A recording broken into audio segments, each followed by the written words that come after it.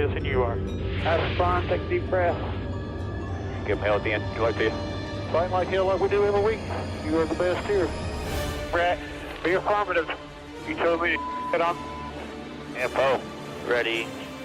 Ready. Go slow. Green, green, green. Lock it down, lock it down. 14. I'm destroyed, and I just got drove through like 6 times on the 14th. What the f*** is he thinking?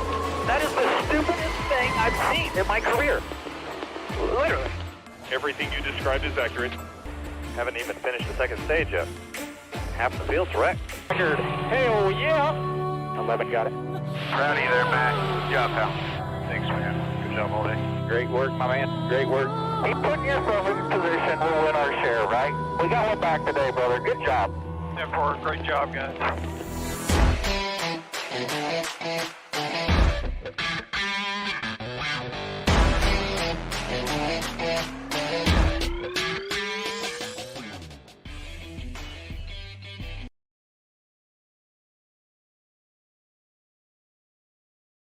And welcome back to a Sunday morning, or now Sunday afternoon, I guess. Starting a little late, but I'm here. I was going through some more stats and numbers and just kind of drilling down to make sure that I had the best information for you for the Pennzoil 400 at Las Vegas Motor Speedway. I also got caught up watching the iRacing racing group that I usually race with on Wednesday and Thursday nights. Were doing their cup race this morning, and it was a wreck fest. And a lot of times those two kind of mirror each other, so not sure what we're in for today if that's the case. But either way, welcome. Make sure you hit that like and subscribe button.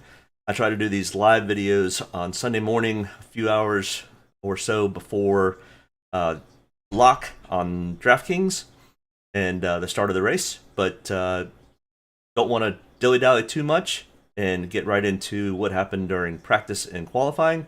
And probably the biggest news was Kyle Busch demolishing the back end of his car and having to go to a complete backup car, which made him not able to qualify, not able to practice, and literally taking a car that Joe Gibbs Racing had as a parts car, and their team had to completely make that race ready for today. Hence, Kyle Busch, one of the favorites for this race, probably being a hometown track and have winning here before, starting dead last on the field, which will make him probably the highest owned driver. I can't even say high. He will be the highest owned driver in today's race. I'm expecting probably somewhere in the realm of 70% of all lineups. Probably 60 to 70% of all lineups will have Kyle Busch in it. The best way to probably... good chance he will be in the optimal lineup if he ends up racing well. So you kind of are stuck between a rock and a hard place in having to take him, but also knowing that the rest of the fields are also going to have him. You can pivot away from him to have a different lineup, so if something does happen to him, you could be looking really pretty. If nothing happens to him and he ends up finishing well and you didn't have him, you're probably going to be in trouble. So it's kind of a gamble. I'm going to probably have him somewhere in the realm, I think it was 48% of my lineups look like they're going to end up having Kyle Busch. So right about half of my lineups will end up having him.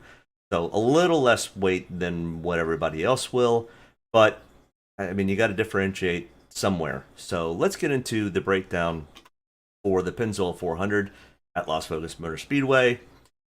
If you haven't caught my video on where I break down a little bit more details, I do that on Fridays, and that's posted on all of my channels. So we'll go through this fairly quickly. We're at Las Vegas Motor Speedway. It's an intermediate 1.5 mile track with progressive banking from 12 to 20 degrees in the corners. Race length of 267. Total Dominator points available 186.90, coming from 66.75 laps led, and fast laps of 120.15. If you have any thoughts, comments, whatever, make sure you put that into the chat, and would love to try to answer any questions, or just, let me know that you're here. Say hi.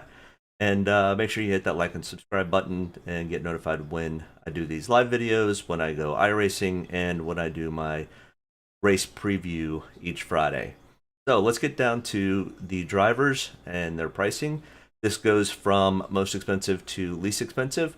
In the top left, I will have my power ranking, and I have now also added in what looks to be how much of a percentage that I will be having of each driver. So Kyle Larson, 11,300, starting second, and I will have 33% ownership in this. After winning last week, momentum is huge, and I think Kyle Larson he loves this type of track, progressive banking. He can run the top side when he needs to, and he can also run the low side. So I really like Kyle Larson this week. If something happens to him, then it is what it is. I'm going to get hit really hard with place differential, but that's part of it. But Kyle Larson starting second. Next in line here, Chase Elliott, his teammate, 11,000, starting fifth. I have a power ranking of 4, and I've got about 33% ownership on Chase Elliott also.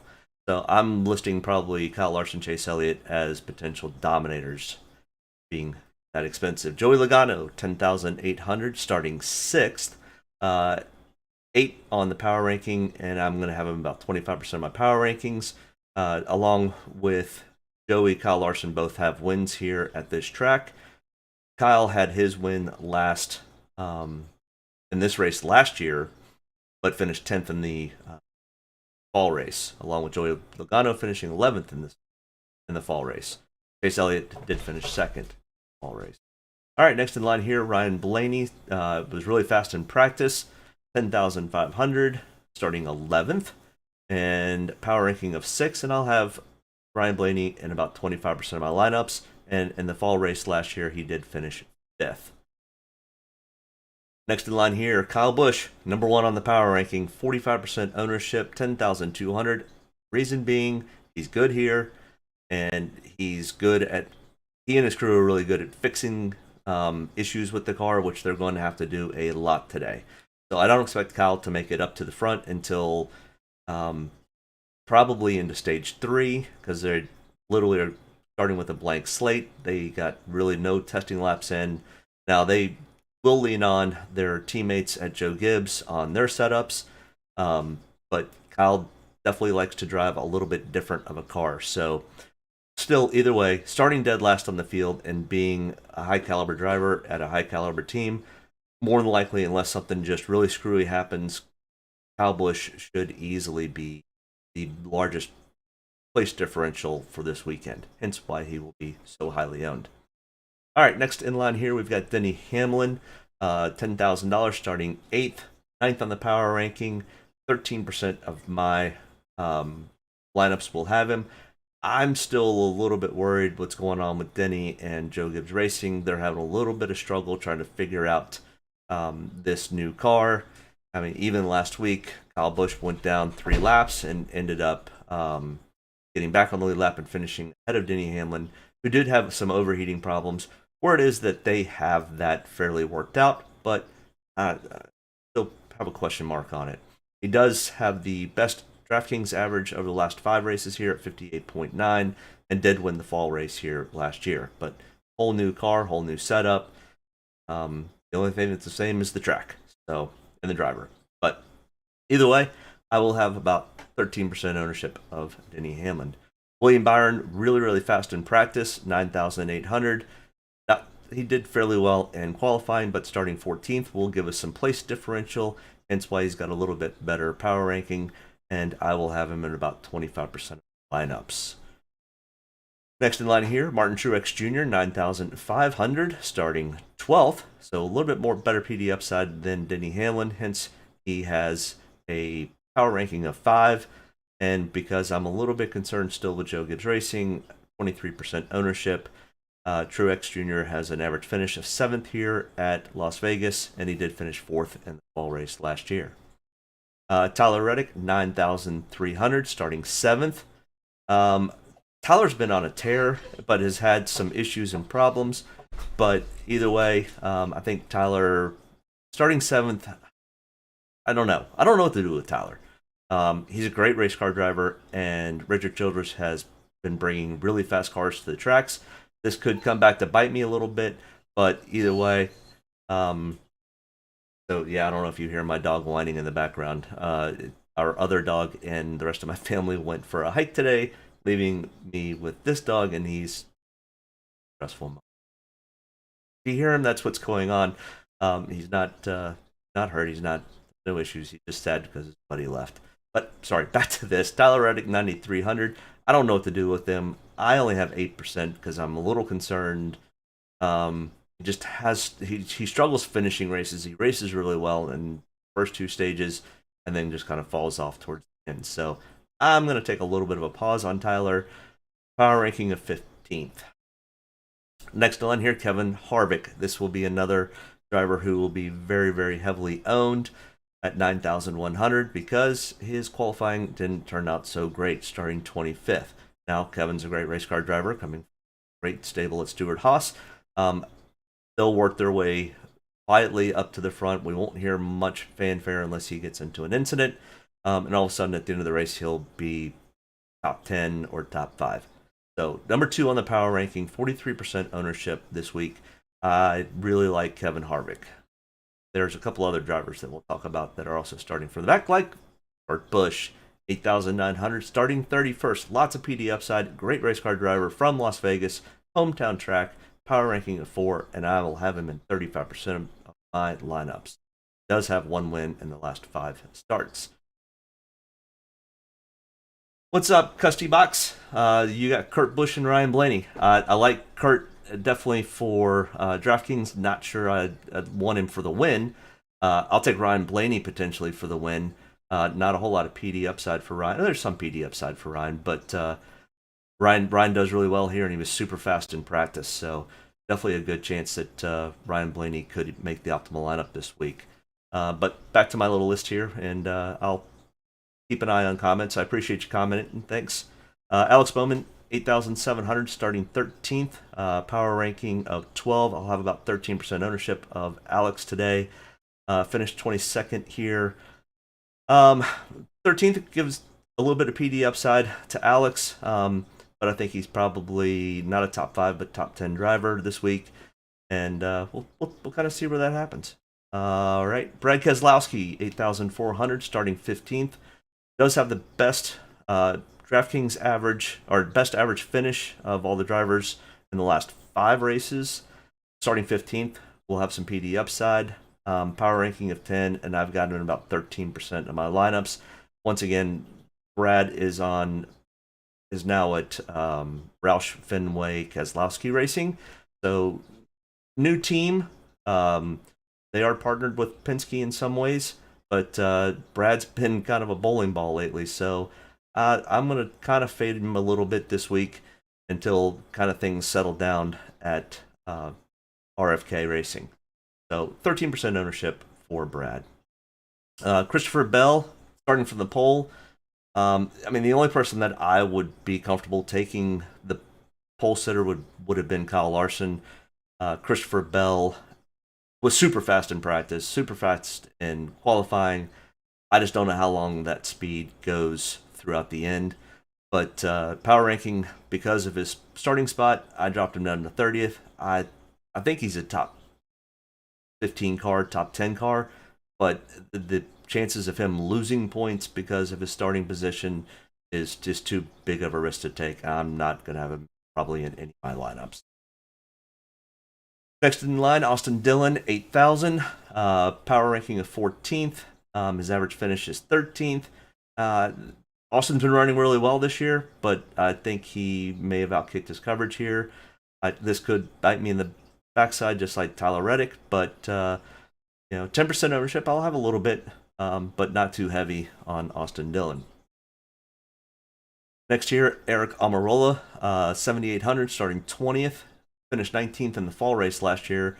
Has a 21st place average finish, 22nd on the power ranking. I got a little bit. There is some PD upside potential here with Eric. He's been running really well. He is the only driver to have top 10s in both the first 2 races this year. Hopefully, maybe that streak will continue. So 15% ownership rate, vaguely on Eric this weekend. Next in line, Austin Cindric, who has been qualifying well and running fairly well. He's still a rookie, though. He's still getting used to this car. I mean, this car does race a lot like the Xfinity cars, but there's nothing that has proven to me other than his win at Daytona, which super speedways, he ran really well. It's kind of fluky. He didn't run as well last weekend and qualified on the pole. Didn't have any of them. I'm not ready to start taking pieces of Austin Cindric when he qualifies this well. So 29th on the power ranking. Doubtful I will have much of any ownership on him. Ross Chastain, 7,500, starting 18th. Finished 23rd in the fall race, 26th place average finish. Yeah, just not interested. Nothing here is showing me that I should take anything of Ross Chastain. Once again, I mean, not taking some of these guys could bite you in the bullet, but nothing statistically is telling me that I need to Chastain. Eric Jones is somebody that, yeah, I'm going to have some ownership on. 7,300, starting 23rd. Finished 26th with an average finish of 20.6 in the last 5. Power ranking of 21. I'm going to have about 20% ownership. He's been running really well. He ran really well at Auto Club last weekend. I think Richard Petty and GMS Racing are bringing some solid cars and have been doing fairly well. Hopefully that trend will continue for Eric. Next in line here, we've got Ricky Stenhouse Jr., 7,200, starting 9th. 18th on the power ranking. I think Ricky qualified well and practiced well, but I just think he outkicked his coverage a little bit. I think he's a little too aggressive of a driver with this next-gen car and with a track that potentially could come to bite you in turn 4. So I'm going to fade Ricky here. I think he outkicked his coverage a little bit, starting 9th. If he were starting in the high teens, I would probably have some ownership. But starting in the top 10, I don't really love his starting spot. Daniel Suarez, $7,000, starting 21st. I have him 17th on the power ranking. We got some PD upside potential here with Daniel. They've been running pretty consistent, keeping their nose clean, and having fairly decent finishes this year. So I will have about 20% ownership of Daniel Suarez.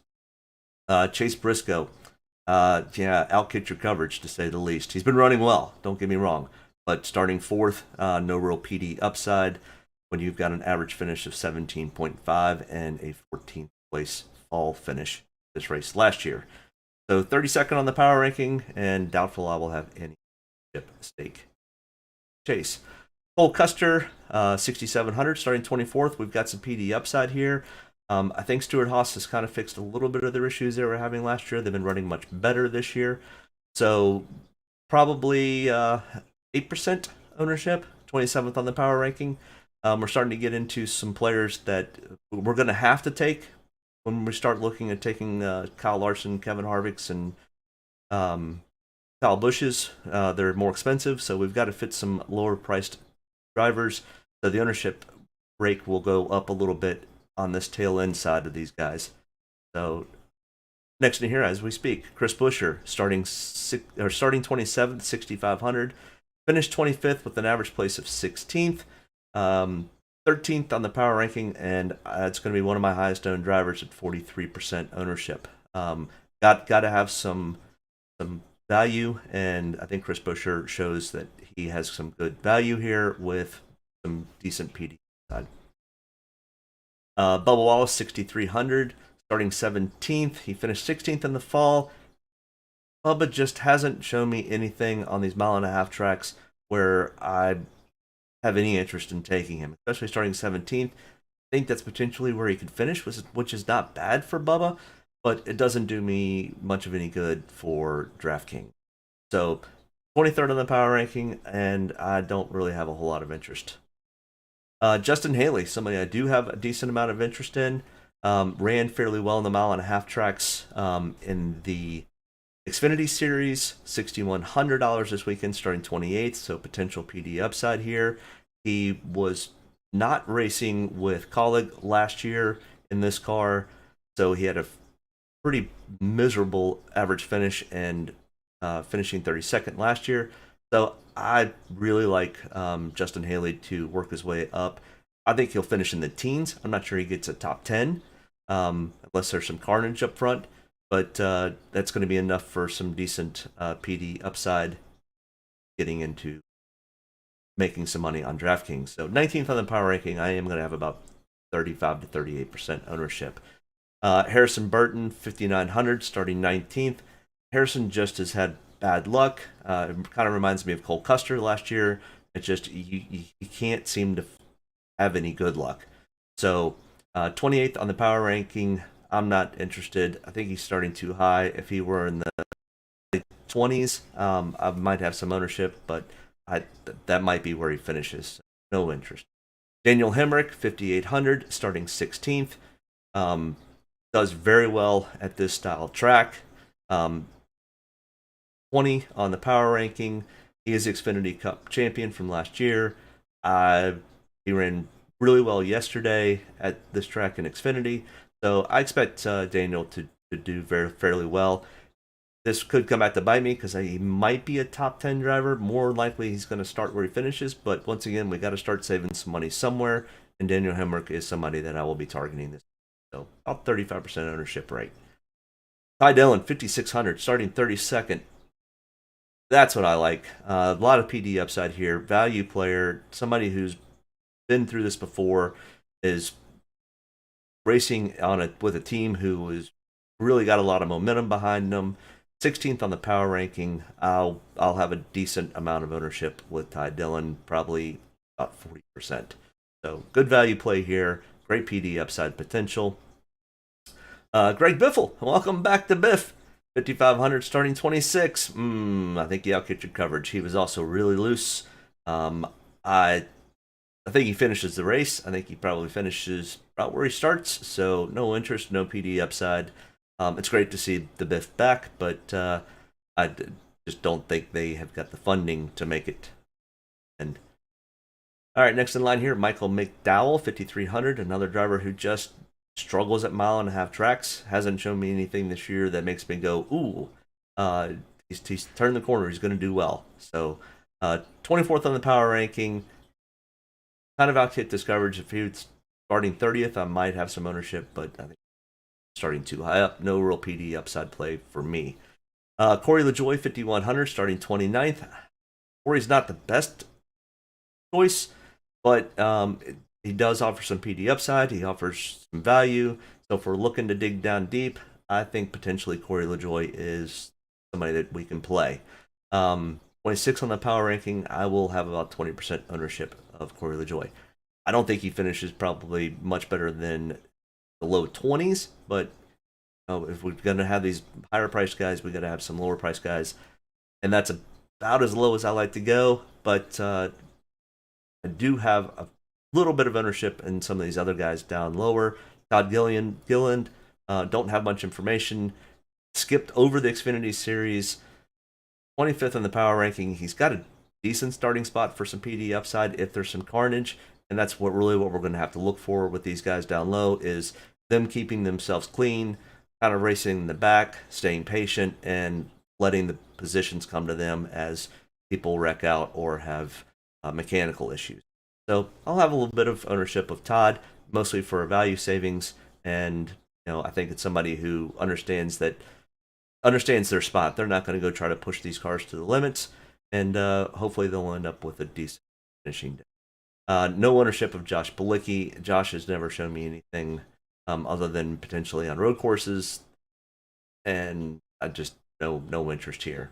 Garrett Smithley, I do have a little interest in, mostly because he raced an extremely smart race last week and had a good finish and good PD upside. He did not make the optimal lineup, but great value at 4,700. When we're trying to fit all these other high-priced guys who have got great PD upside and potential dominators, but we've got to save some money, and I will have probably 10 to 13% ownership of Garrett. I did hear an interview this morning with him on SiriusXM, and his game plan is exactly the same game plan as he had last week, which makes me think, starting 36 next to last, that he's just going to take his time and let the positions come to him with carnage and mechanical issues. Cody Ware is his teammate in the 51, and he and Garrett will be doing the same thing. That's why I will have a little bit of ownership of Cody. I really do not like taking these guys. They do not make the optimal lineups fairly often, if barely ever, but got to differentiate somewhere, and if we're trying to fit these high-priced guys in, save some value. So we went over this on Friday, but some optimal lineups to look at in the past. The average starting spot of 13th for the fall race and 12.8 in the spring race really shows that dominators are kind of important, but we also never really saw the Kevin Harvick's, Kurt Busch's, and Kyle Busch's starting so far back, who I potentially think will come through the field. And we also have a new next-gen car that is really, really finicky and loose. So we'll see. But I think the optimal lineup changes a little bit with this next-gen car until they really get it figured out. So I just like to show these as, I think we'll see something more on the lines of what we're showing here in the spring race of 2020, where we had some decent racers that were starting in the back and ended up with decent finishes. So at a 19.3 average start. Went over this on Friday also, just kind of breaks down all the optimal lineups, how many times in their average starting spot. But let's get down to the breakdown of dominators. I really like Kyle Larson to be probably top of the heap for the dominator. Denny Hamlin, Chase Elliott, Joey Logano could also, and Ryan Blaney could all potentially be dominators. Today, we will need to find at least one, if not two of these guys. But because they're high price tag, along with Kurt Busch being fairly expensive, we're going to have to probably only target one. If you can fit two in, that's great, but I don't think you can fit Kyle Larson, Denny Hamlin, Kyle Busch, Kevin Harvick, and Kurt Busch. You can't. There's no way. You're already almost over 50,000 at that point, and you still have to fill one more spot. So you're going to have to pick and choose or run quite a few different lineups and run kind of round robin with those guys. Some value. So place differentials. I mean, Kyle Busch starting 37th is absolutely the largest place differential target to be going after. Kevin Harvick starting 25th and Kurt Busch starting 31st. Some other ones: Chris Buescher, Ty Dillon, Justin Haley, Daniel Suarez, and Corey LaJoie all potentially have great PD upside plays. Some value: Daniel Hemrick, Ricky Stenhouse, Todd Gilliland, Cole Custer, Harrison Burton, Garrett Smithley. All potentially are some value guys that you could target. Some of those guys I'll have some interest in, some won't. Some finishing order guys that I'll be targeting a little bit: William Byron, Brad Kay, Alex Bowman, Austin Dillon, Kyle Reddick are all potentials that could end up in the top 10 or top 5, or potentially even winning the race. So that's kind of my breakdown of my dominators, place differentials, and finish and value guys. Good luck for the race. We got about 3 hours or 2.5 hours before the start, so plenty of time to go set your lineups. And make sure you hit that like, subscribe button, get notified when I go live or post new videos. And check me. I'll be doing iRacing on Wednesday and Thursday night live here on YouTube. And then I'll post my Friday video, and we'll go live again next Sunday. Hey, have a great week. It's about almost 80 degrees here in Richmond. I'm going to go enjoy the outdoors for a little bit and get some work done outside while the warm weather's here, and then come in and catch the race. Good luck, and we'll check you next week. Have a good one. Thanks. Bye. Get a good deep breath. Get ready to roll here. Only about one thing tonight, getting the W, so got to be around the end to do that. Get ready to roll tonight, boys. Let's go have some fun. Don't get me any more fired up than I already am. All the way to the checkered. You're fine. Nobody's got to run. Checker time, baby! Hell yeah! Proud of you there, Matt. Good job, pal. Thanks, man. Good job all day. Great work, my man. Great work. Keep putting yourself in position. We'll win our share, right? We got one back today, brother. Good job. Great job, guys. Excellent work, my man. Excellent work. Thank you. Man, that's awesome. Set out with a goal, we got it here, bud. Thank you very much. Really proud of you, man. Drove your butt off tonight. We had the fastest car here, bud. Probably killed our deal there. Just feel like I gave one away. Yeah, boys. Way to rebound. Great job. Great job, bud. Really good job. Appreciate you hanging in there with us all weekend. What a weekend. Good job. Thank you.